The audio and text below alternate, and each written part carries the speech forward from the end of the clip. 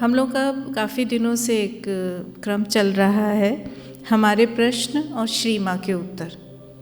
और ये बड़ा अच्छा साधन बन जाता है कि हम अपने जीवन में आई दुविधाओं, जिज्ञासाओं या ज्ञानता की बातें जो भी होती हैं उसमें माँ से प्रश्न कर सकें और माँ से उत्तर पा जाएं। और इतने प्रश्न हैं जीवन में, पर किसी का भी उत्तर न मिला हो ऐसा नहीं है। हमारे पास माँ का जो साहित्य है वो एक जीवन के लिए ज़रूरत से ज़्यादा है, हम उसको भी नहीं ख़त्म कर पाते। जो मैंने विषय आज लिया है, चूँकि इतने दिन के बाद हम लोग मिल रहे हैं और इस महामारी के काल में बहुत सारी असुविधाओं, बहुत सारी सीखों से हम गुजरे हैं, कितना कुछ हमें सीखने को मिला। तो स्वाभाविक रूप से एक मेरे मन में आया कि हम उन प्रश्नों को लें जो बीमारी से संबंधित थे और लोगों ने माँ से पूछा और माँ ने उसके बारे में जानकारी दी। हालांकि जब इस अंश को पढ़ रही थी और पूरा ख़त्म हुआ तो निष्कर्ष ये निकला कि इस बारे में बात भी नहीं करनी चाहिए, पर हम बात कर रहे हैं क्योंकि एक बार माँ से इन बातों को जान लेना और फिर जब हम उसको अपने जीवन में उतारने की कोशिश में लग जाएं तो हम बिना बात किए रह सकते हैं, या हम बिना पढ़े रह सकते हैं, या बिना उसके बारे में सोचे रह सकते हैं।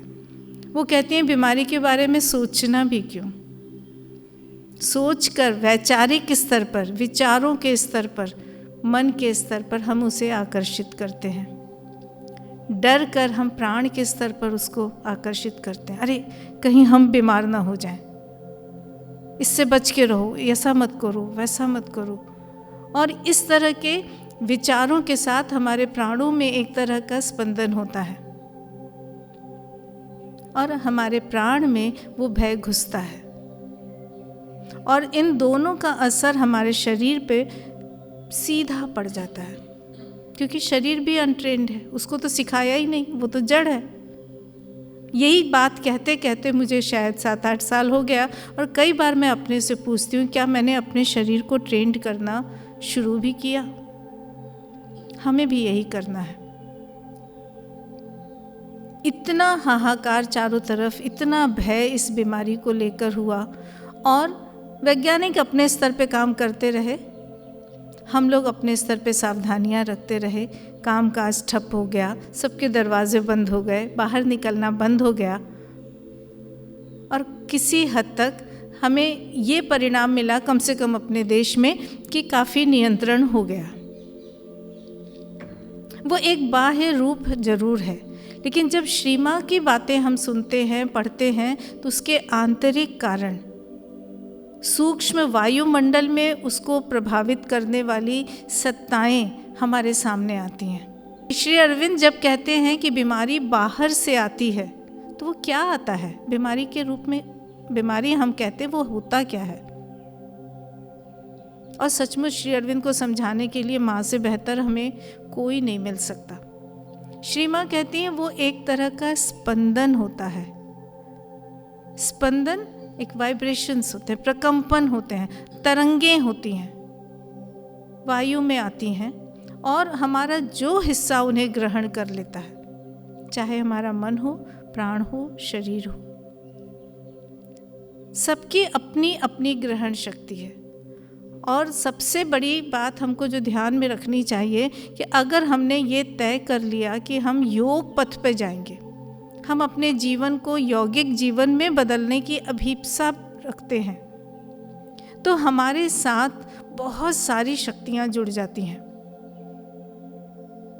कभी वे दिव्य शक्तियां होती हैं तो कभी विरोधी शक्तियां होती हैं।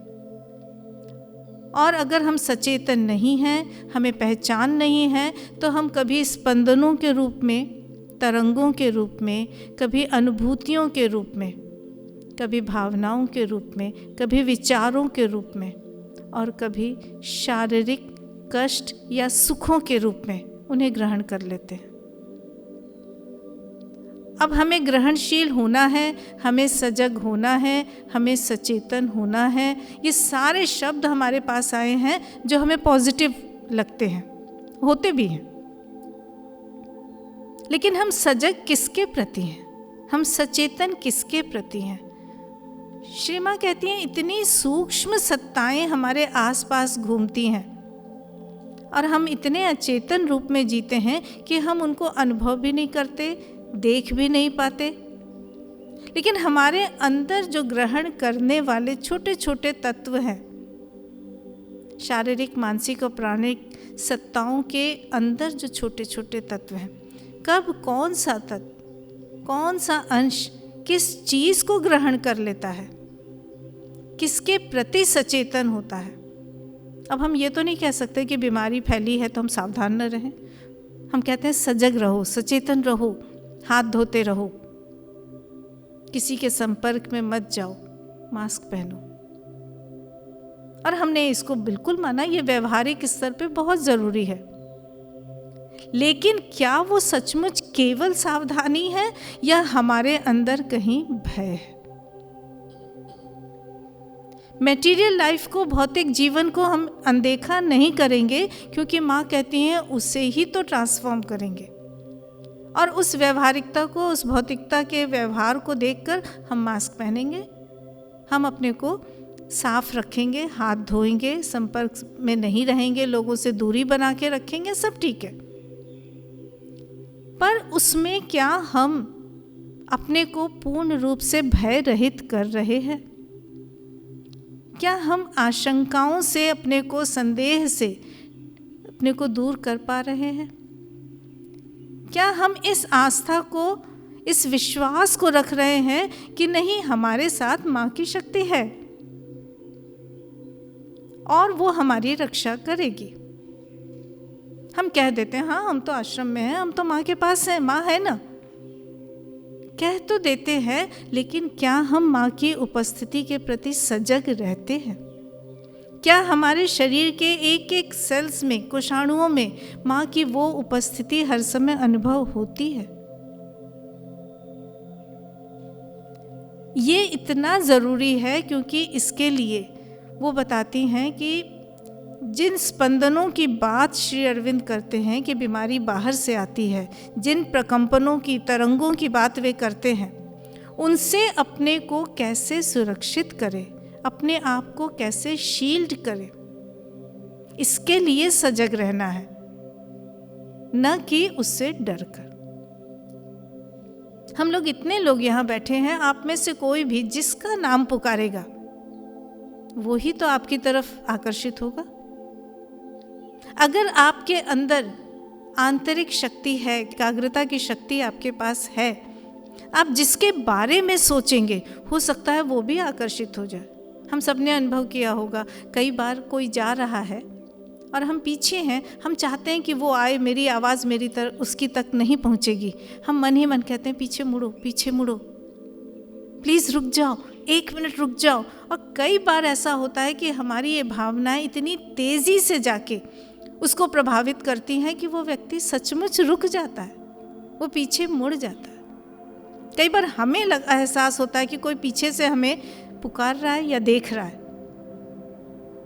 ये सारी वो ग्रहणशीलताएं हैं जो हम उन प्रकंपनों को, भावनाओं को, संदेशों को, जो कि मौन संदेश हैं, वो मुंह से नहीं बोल रहा है,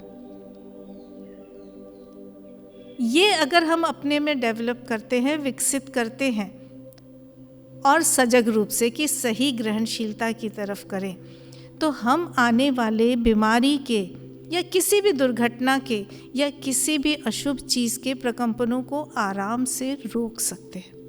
वो कहती हैं हम जब खेलते हैं, बच्चे खेलते हैं, कोई भी खेल खेल रहा हो, एक अजीब सी ऊर्जा उनके आसपास होती है, जोश होता है, उत्साह होता है, और अचानक से कुछ ऐसा होता है कि कोई गिर जाता है, किसी का पैर टूट जाता है, किसी का कुछ।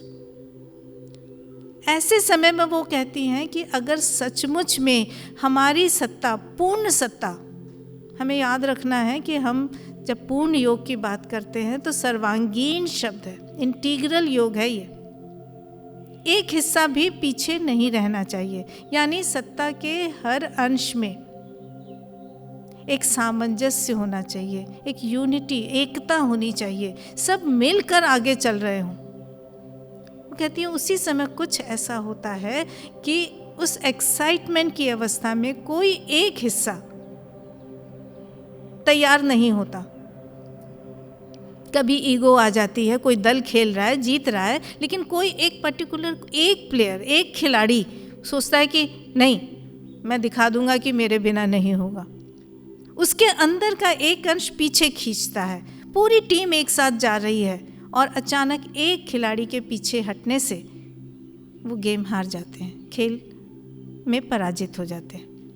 ऐसा ही कुछ होता है जब किसी बीमारी, किसी महामारी, किसी आशंका, किसी कष्ट, किसी दुर्घटना के प्रति हमारी पूर्ण सत्ता सजग है, लेकिन कोई एक शिरा, कोई एक कहना चाहिए हमारी नर्व्स में ही कोई एक अंश, हमारी सेल्स का कोई एक भाग डर गया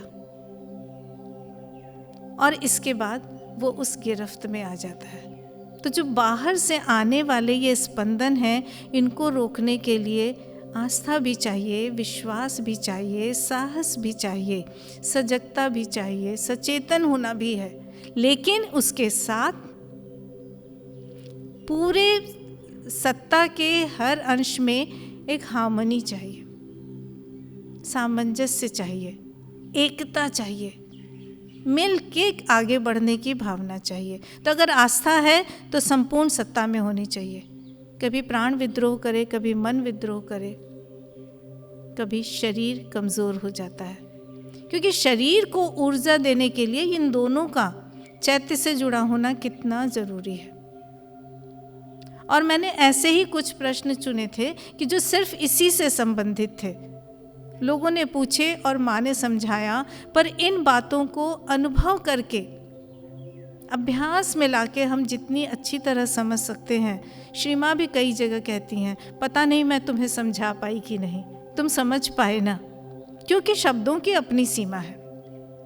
पर इन शब्दों को अगर हम अपने अंतर में समझ लें, अनुभव करने की कोशिश करें, तो शायद हम आगे बढ़ सकते हैं।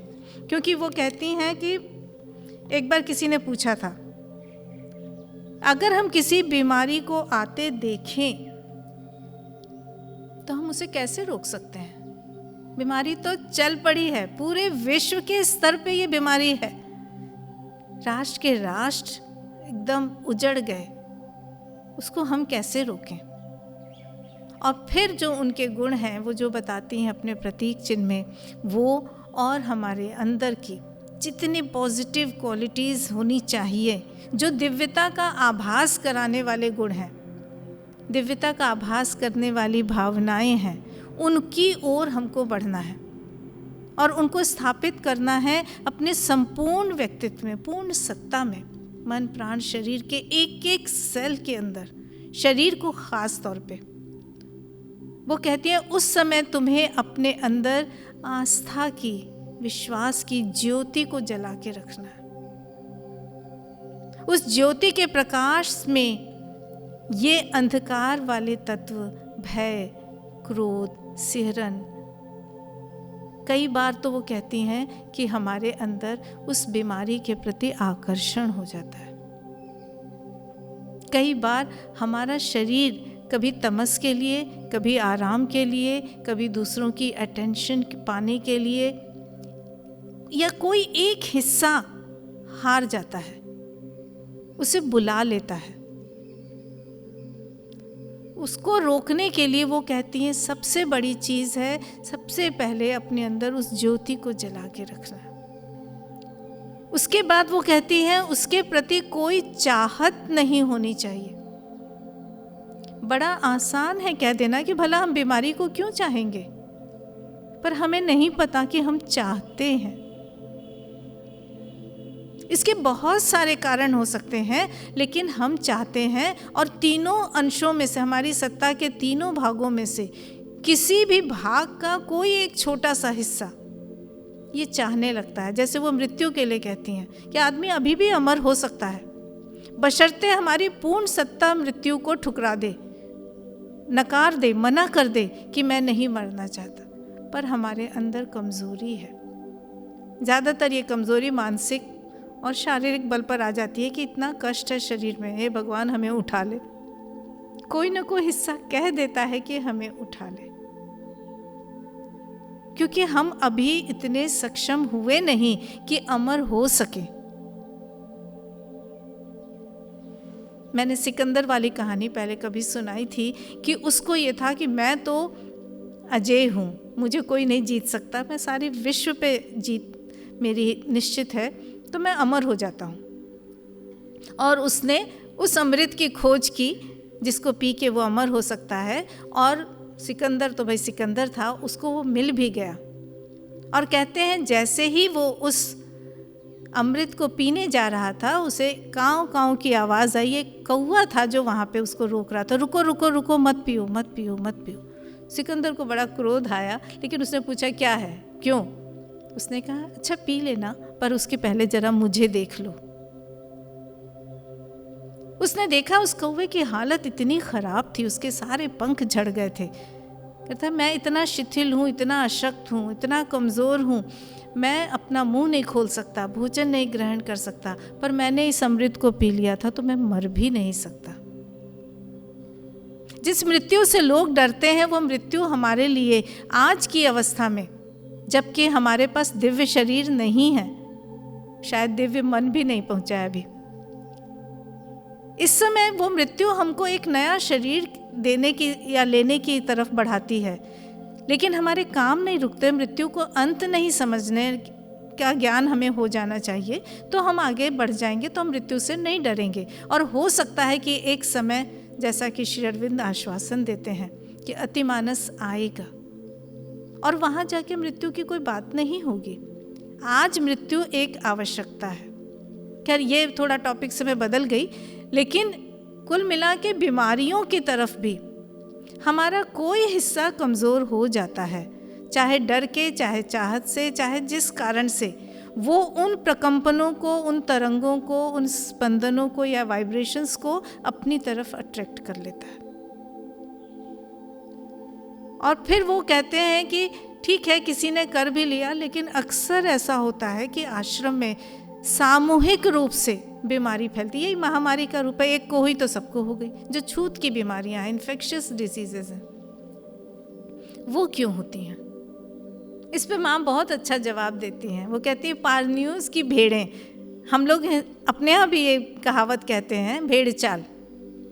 भेड़ों का समूह जब कहीं चलता है, उसमें कोई ना कोई एक भेड़ उनकी लीडर बन जाती है, और एक भेड़ जिधर जाती है उसके पीछे पीछे सब जाते। एक अंधा अनुकरण की प्रवृत्ति, जिनके अंदर अपनी ओरिजिनल चिंतन की बात नहीं है, वो शक्ति नहीं है, जिनके अंदर मौलिकता नहीं है, जिन्होंने अपने व्यक्तित्व को चिंतन के स्तर पे विकसित नहीं किया है, वो लोग ज़्यादातर क्या करते हैं?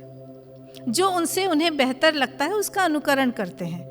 और इससे ये निर्भर होता है कि आप किसका अनुकरण कर रहे हैं। बुरी बात नहीं है, समर्पण उसी के बाद आएगा, लेकिन सचेतन नहीं है वो। और वो कहानी वही बताती हैं कि किसी नदी में या समुद्र में एक जहाज में बहुत सारी भेड़ें थीं जिन्हें कोई लेके जा रहा था, और अचानक पता नहीं क्या हुआ। वो कहती हैं हो सकता है ये चांस की बात हो कि एक भेड़ पानी में गिर गई, लेकिन उसकी देखा देखी सारी भेड़ें चली गईं। इन बीमारियों के फैलने के पीछे एक ये भी तत्व है कि लोगों के अंदर वो एक प्रेरणा आ जाती है। प्रेरणा शब्द हमेशा हम पॉजिटिव अर्थ में लेते हैं, लेकिन यहाँ पे ये अर्थ नकारात्मक है, नेगेटिव है। वो बीमार पड़ा, भय के द्वारा आ गया, चिंता के द्वारा आ गया, कभी हमने सावधानी नहीं रखी, प्रेम में उसके पास चले गए, और शरीर ट्रेंड नहीं है तो वो बीमारी हमको होती चली गई। भेड़ चाल एक बहुत बड़ा कारण है। वो भेड़ चाल की जो प्रवृत्ति है, अनुकरण की, पीछे पीछे जाने की, उसी चीज़ का पालन करने की, वो हमारे किसी भी स्तर पे हो सकती है। फिर वही मानसिक, शारीरिक और प्राणिक। भावनात्मक दृष्टि से हम वहाँ चले जाते हैं और उस शिकार हो जाते हैं उस बीमारी का, मानसिक तर्कों को देते देते, लेकिन कहीं सावधानी न रख पाने का डर जाते हैं तो हो जाता है। शारीरिक रूप से अगर हमारे अंदर इम्यूनिटी नहीं है, हमारा शरीर स्वस्थ नहीं है, तो हम बीमार पड़ जाते हैं। तो वो कहती हैं कि सारी इन सब के पीछे सिर्फ और सिर्फ कारण ये है कि हमारे पूरे अस्तित्व में सामंजस्य नहीं है, हार्मनी नहीं है, एका नहीं है। हमने उसे प्रशिक्षित नहीं किया। और अगर एक भाग तो निश्चित रूप से प्रशिक्षित होता है, जानकार होता है, जिसके अंदर दिव्यता है, हमारा चैत्य, उसको हमने पहचाना नहीं। या तो हम खुद सक्षम हो या फिर हम किसी ऐसे सक्षम व्यक्ति की शरण में जाएं जो हमें गाइड कर सके। हम सबके अंदर वो गाइड है, लेकिन हम उसके प्रति कितने अनजान हैं। क्योंकि वो डंडा मार गाइड नहीं है, वो हमें ऑर्डर नहीं देता, वो हमें सजेशंस देता है, सुझाव देता है, ऐसा नहीं करो। और जैसे ही हमारा मन जो कि इतना चंचल है, इतना शोर करने वाला है, प्राण जो हमें इतने एक्साइटमेंट्स देता है, उसके शोर में जब हम डूब जाते हैं, तो वो जो इस बीमारी को रोकने के लिए कहती हैं कि तुम्हारे अंदर ज्योति होनी चाहिए आस्था की, वो कहीं हिल जाती है उस शोर में। उस शोर के प्रकंपन से उसकी लपट जो है वो स्मूथ नहीं रहती, मन शांत नहीं रहता और हमारे अंदर समता का भाव नहीं होता, समभाव नहीं होता। हम सभी जानते हैं कि माँ के सिंबल में एक गुण है, इक्विनिटी। सुख दुख, अच्छा बुरा, सुखद दुखद, इन सब के प्रति एक समभाव। और इस समभाव के लिए वो आस्था ही चाहिए कि अगर ये मान के रख लिया, विश्वास कर लिया कि जो भी होगा बिना माँ की इच्छा से नहीं होगा, और उसके लिए ज़रूरी कि हम माँ के प्रति खुले हों। कई बार ऐसी चीज़ें हो जाती हैं कि हम कहते हैं जब माँ थी तो फिर हुआ कैसे। और वो कहती है तुमने क्या मुझे पुकारा था, मैंने तो सहायता भेजी थी, तुमने क्या उसे ग्रहण किया था। तो हमारे पास कोई जवाब नहीं होता।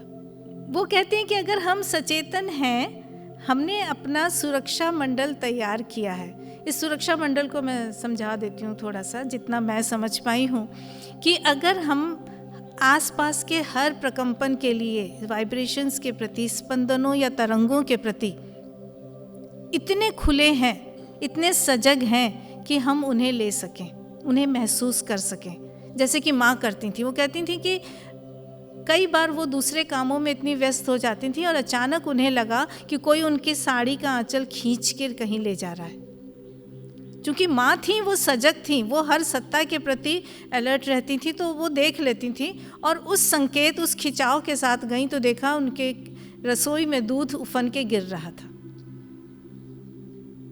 वो कहती हैं उनको अपने साथ सखियों के साथ जा रही थी और अचानक उन्हें कुछ एहसास हुआ और उन्हें पता चला कि सबको रोक दिया और देखा सामने एक कोबरा है। या कभी वो खाई में गिरते गिरते ये सब लोग बच गए क्योंकि माँ को एहसास हो गया, उन्होंने सबको रोक दिया, वरना लोग ऐसे गिरते, वो कहती हैं कि हड्डियाँ भी नहीं पता चलती। तो जितनी भी इस तरह की चीज़ें होती हैं, उनके एहसास हमारे पास, संदेश हमारे पास आते हैं। ऐसी दिव्य शक्तियाँ हैं, सत्ताएं हैं जो हमें अलर्ट करती हैं, हमें सावधान करती हैं, पर हम सजग नहीं होते। वो इतने हल्के संकेत होते हैं, इतने धीमे होते हैं कि अगर हमारा मन शांत नहीं है, हमारे अंदर नीरवता का अभ्यास नहीं है, अगर हम कंसंट्रेशन की प्रैक्टिस नहीं करते, एकाग्रता हमारे अंदर नहीं है, तो ये सजगता अगर हमारे अंदर है, हम हर समय सावधान हैं कि हमारे आसपास कुछ भी हो रहा है, अंदर से कोई इंट्यूशन आ रहा है, कोई फीलिंग आ रही है, कोई अनुभूति हो रही है, हम रुक जाएं। लेकिन हम तो शोर में निकल जाते हैं। माँ कहती है ऐसा ही हुआ था, 1919 की बात है, जब माँ जापान में थी और वहाँ पे भयानक रूप से इन्फ्लुएंजा बीमारी फैली थी। लोग बीमार पड़ते जा रहे थे और वो कहती कि मैं अच्छी तरह से उसका अवलोकन कर रही थी, ऑब्जर्व कर रही थी कि 3 दिन में लोग मर जाते थे। अगर 3 दिन कोई जिंदा रह गया किसी तरह, तो 7वें दिन के बाद वो ठीक हो जाता था। पर माँ कहती थी कि मैंने अपना सुरक्षा मंडल तैयार कर रखा था, इसलिए मैं चुपचाप अपने काम करती जा रही थी और मैं बीमार नहीं पड़ रही थी। सबके बीच में जाती थी, सब काम करती थी, माँ थी तो सबकी सेवा भी करती थी, लेकिन अपने को बचाना उन्हें आता था। लेकिन वो कहती मेरे साथ एक व्यक्ति रहता था जो बहुत चंचल हो रहा था वो बार बार मुझे कहता था, बताओ ना ये बीमारी क्या है, क्यों है ये बीमारी। वो दिन रात उस बीमारी के बारे में ही सोचता रहता था। और कहीं ना कहीं माँ के अंदर शायद ये हुआ होगा कि उन्होंने सोचा कि मैं इसका पता करूं। वो अपनी किसी मित्र से मिलने गई थी, कहती मैं बिल्कुल ठीक गई थी। वहाँ जाके मेरे अंदर ये बात आई कि सचमुच आखिर ये बीमारी है क्या, कौन है जो इस बीमारी को फैला रहा है। ये कौन का मतलब उनका वही था कि वो कौन सी सूक्ष्म सत्ताएं हैं। और वो आती हैं, जब अपने घर पहुंचती हैं तो उनको बुखार हो जाता है, और तीव्र बुखार, इतनी तेज़ बुखार। और वो कह रही थी कि बस मुझे ये एहसास होने लगा था कि अब मेरी मृत्यु हो जाएगी। माँ की अनुभूतियाँ, वो बिल्कुल निश्चल पड़ी रहीं और चुपचाप देखती रहीं कि आखिर ये है क्या, है क्या। चूँकि माँ के पास वो शक्ति थी, उनके अभ्यास थे, उनकी तपस्या थी, तो उनके अंदर वो दृष्टि भी थी कि वो इस तरह की सूक्ष्म सत्ताओं को देख सकें। अब वो कहती हैं वो लेटी थी और बहुत भयानक उनकी अनुभूति थी। उन्होंने देखा एक छोटी सी सत्ता चली आ रही जिसके सिर का भाग कटा हुआ है, और फिर देखा कि वो सत्ता उनके ऊपर टूट पड़ी, उनकी छाती पर चढ़ गई और उनका खून चूस रही थी।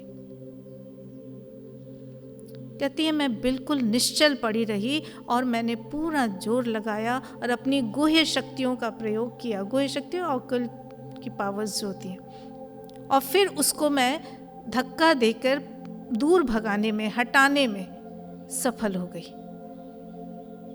और वो वहाँ से चली गई। और उसके बाद वो धीरे धीरे ठीक हो गई। फिर उनके मित्र ने सुना था, इस बीच में वो बताती हैं कि डॉक्टर भी आए थे।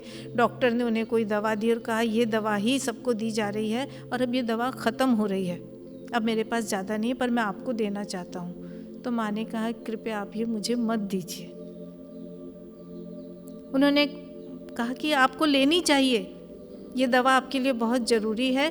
तो उन्होंने कहा मैं आपसे कह रही हूँ कि आप ये दवा किसी और को दे दीजिए जिसको इसमें विश्वास हो। और कई जगह हमें याद आता है, माँ लिखती हैं कि मेडिसिन्स हमें नहीं ठीक करती हैं बल्कि उनमें छिपी हमारी फेथ, हमारी आस्था हमें ठीक करती है। यहाँ माँ ने खुद ही कह दिया कि जिसको इसमें विश्वास हो कृपया आप उसको दीजिए। यानी माँ को उसमें विश्वास नहीं था। और उसके बाद वो डॉक्टर, जाहिर है उसके अहम को चोट लगी और वो नाराज़ होकर वहाँ से चला गया कि फिर मुझे क्यों बुलाया गया। माँ ने कहा सचमुच आपको नहीं बुलाया जाना था। अब वो चले गए। फिर जब उनके मित्र आते हैं तो और उन्हें पता चलता है कि माँ बीमार थी, कहते ओह मुझे तभी लगा था, क्योंकि इधर 3 दिन से माँ बीमार थी और इस 3 दिन में कहते वहाँ पे किसी को भी ये बीमारी नहीं हुई थी, कोई नया केस नहीं आया था। और जब माँ ठीक हो गई तो एकदम से वो बीमारी ही पूरे शहर से चली गई।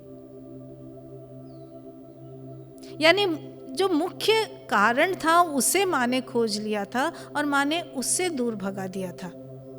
माँ ने विश्व युद्ध के समय का ही ये वर्णन है असल में, कि अचानक जब युद्ध होते थे और लोग खाइयों में छुपे रहते थे और अचानक बमबारी होती थी, स्वस्थ लोग, हंसते खेलते लोग जिनको कोई बीमारी नहीं है, डरे हुए जरूर थे लेकिन, और अचानक उनको उनके शरीर से निकाल के फेंक दिया गया। वो तो कहती है उन प्राणिक सत्ताओं को आभास भी नहीं था, उन्हें पता भी नहीं हो चलता था कई बार कि अब वे जिंदा नहीं है, उनके पास शरीर नहीं है और वो उसी जीवन को खोजे जा रहे हैं जो वो शरीर में रहकर जीते थे। तो माँ कहती है ऐसी स्थिति में, जिनको हम प्रेत कहते हैं, ये सब प्रेत योनि के शिकार हो जाते हैं और वो दूसरों के द्वारा उस जीवन को जीने की कोशिश करते हैं, जिससे लोग बीमार होते हैं, जिससे लोग कमज़ोर होते हैं, जिससे लोग मर भी जाते हैं। तो ऐसे में अगर हम सावधानी नहीं रख रहे हैं, दवाइयाँ नहीं ले रहे हैं, तो ये हम सब के लिए तो लागू नहीं होता। लेकिन माँ की तरफ से संदेश है कि अगर हम चाहें तो हम अपने अंदर वो शक्ति पैदा कर सकते हैं। उसके लिए बहुत अभ्यास चाहिए और हमारे लिए कम से कम सामने एक वरदान है, एक सहायता है जो माँ की है। हम उनका ध्यान करें, उनको समर्पण करें, उनके प्रति अपने को एकाग्र करके उनकी सहायता को ग्रहण करें। इसके बाद वो बताती हैं, मैं बहुत कोशिश कर रही हूँ कि जितने छोटे में हो सके ये, लेकिन आप सबसे मेरा निवेदन है कि प्रश्न उत्तर वाली जो उनके वॉल्यूम्स हैं, उसमें एक है 1953 के प्रश्न और एक 1955, मैंने आज उसी को लिया है। उसके अंदर इसी चीज़ को माँ ने बड़े विस्तार से बहुत अच्छे तरह से समझाई है। शारीरिक बीमारी हमको दिखाई देती है, लेकिन उस शारीरिक बीमारी के पीछे हमारा मन और हमारा प्राण नहीं जुड़ा है, ऐसी बात नहीं है। लेकिन इसको रोकने के लिए या इसके पीछे छिपे कारण को देखते समय वो कहती हैं कि इसके दो कारण हैं। एक है कायिक मतलब शारीरिक, शरीर के द्वारा, और एक है क्रियागत। उसी शरीर को ही वो दो भागों में बढ़ते हैं कि उसकी एक्टिविटीज़ जो, एक तो होता है कि कोई बच्चा जन्म से ही है, उसका शरीर का कोई एक हिस्सा ठीक से काम नहीं कर रहा,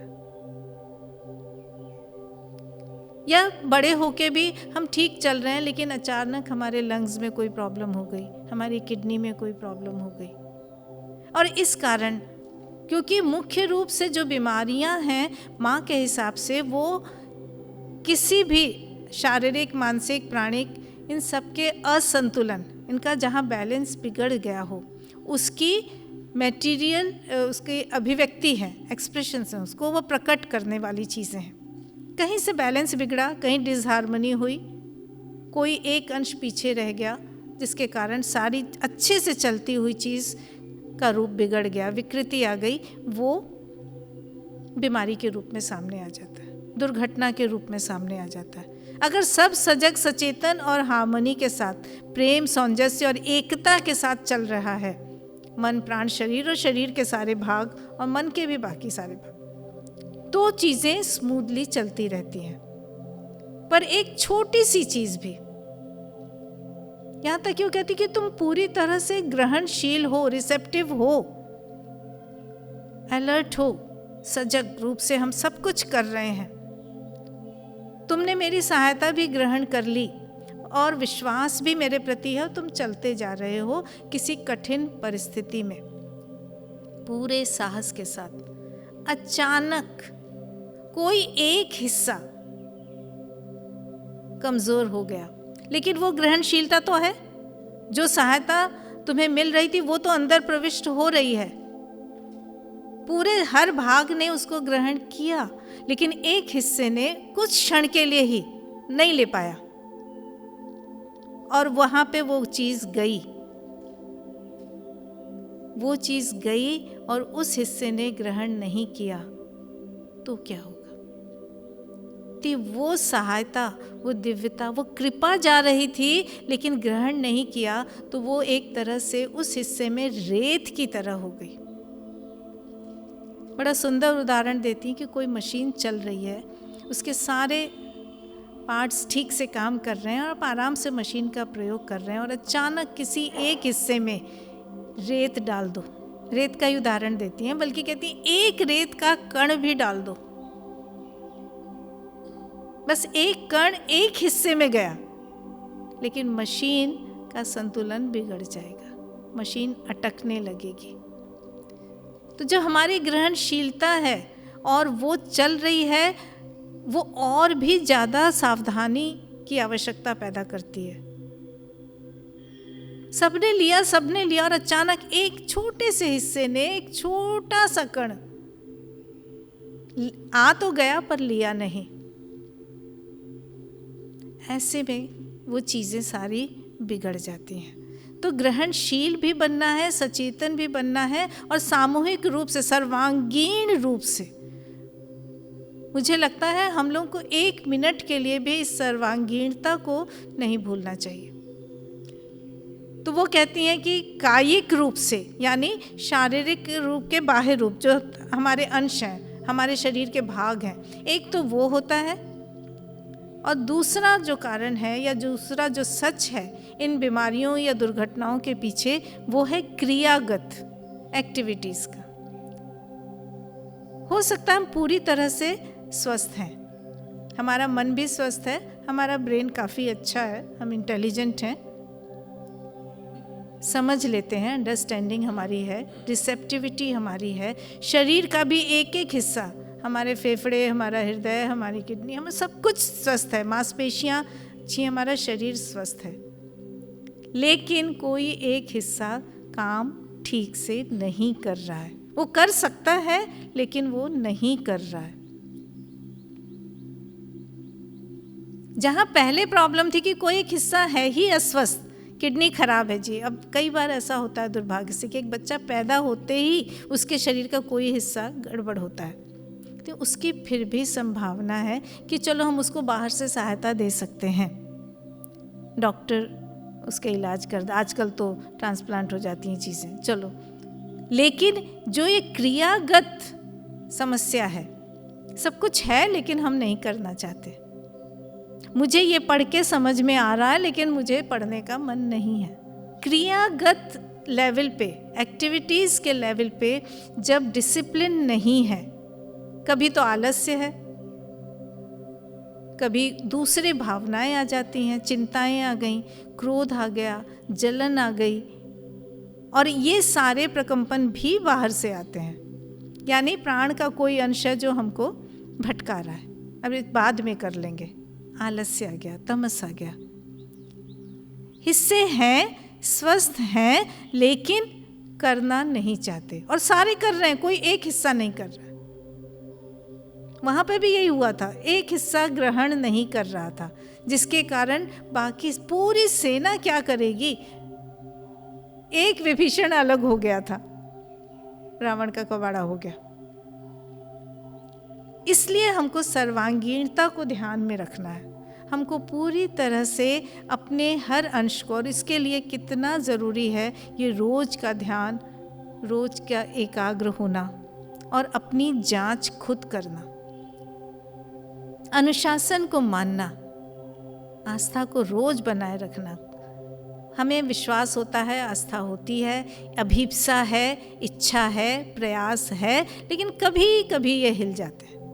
ये जो असंतुलन की ही अभिव्यक्ति बीमारी है, वो यही तो है। हम सोचते हैं हमें तो है ना, हमें क्या करना।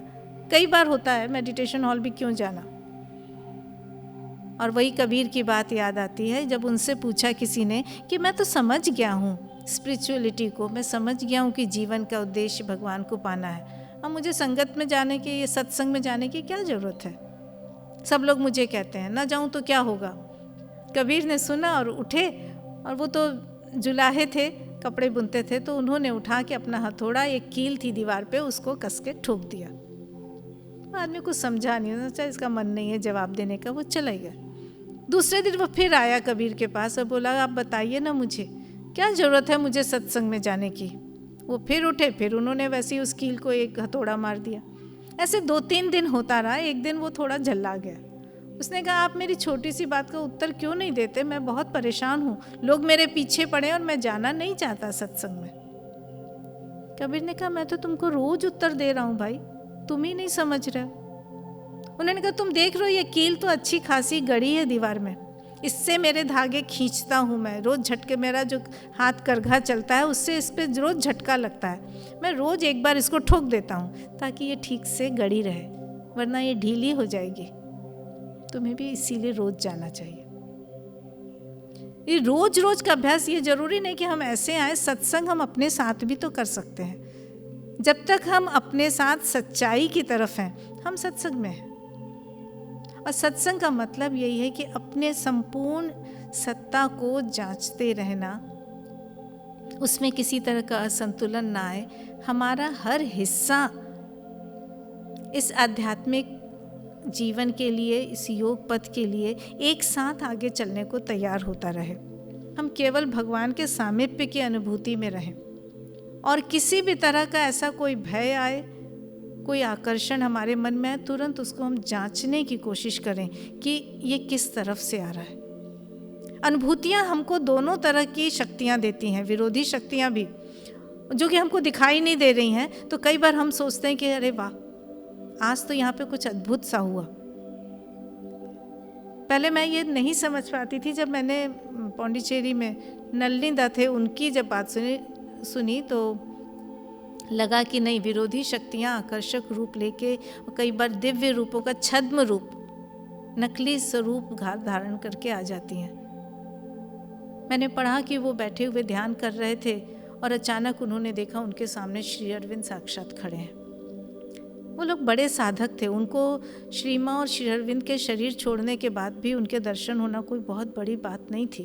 वो सहज भाव से उठे और उन्होंने प्रणाम करने की मुद्रा बनाई। उठ के जैसे ही प्रणाम करने के लिए झुके तो उन्होंने देखा वो जो आकृति थी उसके पैरों के लंबे लंबे नाखून थे, और एकदम से, वो तो सतर्क थे, साधक थे, तुरंत उन्होंने माँ को पुकारा। वो लिखते हैं कि मैं जोर से चिल्ला पड़ा माँ, और वो आकृति जो थी वो गायब हो गई। हो सकता है अगर उनकी जगह पे कोई कमजोर होता, श्री अरविंद के भ्रम में उस आकृति के वशीभूत हो जाता, और ऐसे में सावधानी के से ज़्यादा आस्था और स्मरण करना हमारे ज़्यादा काम है। माँ कई बार कहती है मेरा नाम, कई लोगों को माँ ने ऐसा कहा। चाचा जी जो हमारे सुरेंद्र नाथ जौहर जी थे, वो और उनकी पत्नी दयावती जी दोनों गए थे। उन्होंने कहा था माँ हमें कुछ बताइए, हम कैसे क्या करें, हमें कोई मंत्र दीजिए। तो उन्होंने कहा मेरे नाम का जाप करो, माँ माँ करो। इस माँ करने के पीछे और क्या होगा कि जब हम आस्था के साथ बुलाते हैं तो शक्ति साथ साथ आकर्षित होती। हमें आकर्षित करना है शक्तियों को, स्पंदनों को, लेकिन पॉजिटिव चीज़ों को। बाकी के प्रति न तो विचार करना है, न उनसे भय पाना है, और न ही असावधान होना है। आज के लिए इतना ही। धन्यवाद।